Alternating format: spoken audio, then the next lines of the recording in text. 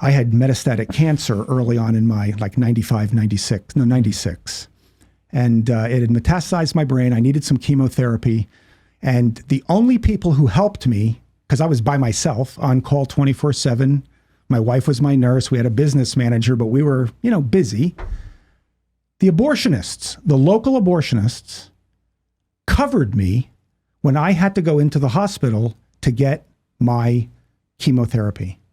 They wouldn't take money from me because when they had some challenging cases with hemorrhage after they killed the baby and the mother was dying, I would run into the room to help the mother. Pre-conversion. To be clear to those watching. But also post-conversion when the mother was dying. Yeah. So the baby's already dead, but the mother has become there's many medical conditions. So when there's an emergency on labor and delivery, you run towards the emergency. You don't decide what you need to be doing. Mm-hmm. When the alarm goes off, when the emergency, we need anybody now stat to operating room 2. You go in, you just help. That's what you do. You get in there and then you realize, oh my God, what is this? I'm pumping blood into a mother who's bleeding out. They help me. One night while I'm in the hospital getting chemotherapy, one of the doctors is delivering one of my perinatal hospice patients. This was a Hispanic family that had a child inside the womb who had brain damage, heart damage, intestinal damage, kidney damage.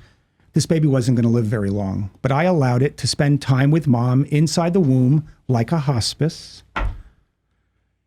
And when this child was delivered vaginally, they celebrated this birth, but he had to stay an extra 2 hours. And he comes knocking on my door in my medical chemo room saying, son of a bitch, you just made me deliver a monster. This is horrific, Bruchalski. This is medical malpractice. This kid should have been aborted long ago, and they're having a party in the room? Are you kidding me? I am not coming back to help you ever again. Count me out. This is a friend of mine. This is somebody that I'm acquaintance with, that I'm trying to work, just to be friends with, because I understand what he's doing on both sides of this issue. Lo and behold, 7 years later, he knocks on my door, comes in, brings me a picture of Dubrovnik. He goes, hey, I took a page out of your Divine Mercy Care, and I spent my vacation in Yugoslavia identifying bodies in those murderous pits they had during the war. Oh, wow. But I knew you loved Dubrovnik. And I stopped at a place called Meja something, and I think that's where you were. He sits down. He goes, can I sit down? Can you give me 5 minutes? Sure, Bob. John, do you remember when I burst into your room and I called you all sorts of names? I'm like, yeah, damn right I do remember you. Darn right I do. And he goes, I was wrong. I was wrong. I'm a good doctor. I wanted to help my patients love their families as much as that family loved this child. And when they passed that kid around, I went, oh my God, this is love. But I couldn't admit it then. I admit it now. Yeah. I want you to know, my friend, for the last 7 years, I've been struggling with doing abortions, and I'm stopping them. I've stopped them as of a month ago. Here was this man, because what you do is you disciple people. You live your life, you try to witness it, you engage people at a heart-to-heart level, core-ad core.